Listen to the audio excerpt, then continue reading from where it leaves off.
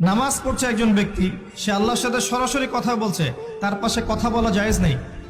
এমনকি নামাজরত ব্যক্তির পাশে কোরআন তেলাওয়াত করাও জায়েজ নেই। আমি কথা কি বুঝতে পারছেন?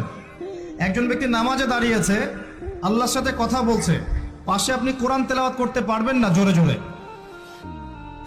মনে মনে করতে হবে, করতে চাইলে মনে মনে করতে হবে। অনেক সময় মসজিদের ভিতরে দেখবেন নামাজ পড়া হচ্ছে, শোরগোল করছে।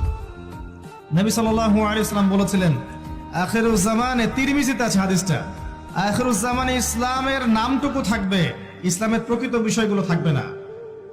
কোরআনের মাসহাফ থাকবে, যে মাসহাফ, কোরআনের মাসহাফটা থাকবে, এর শিক্ষাগুলো থাকবে না। মসজিদগুলো হবে চাকচিক্যময়, কিন্তু মসজিদ হবে হেদায়েত শূন্য। আর চতুর্থ লাইনটা আরো ভয়ঙ্কর। 4 নম্বর লাইনে গিয়ে নবীজি বলেছেন সাল্লাল্লাহু আলাইহি ওয়াসাল্লাম, আসমানের নিচে, জমিনের উপরে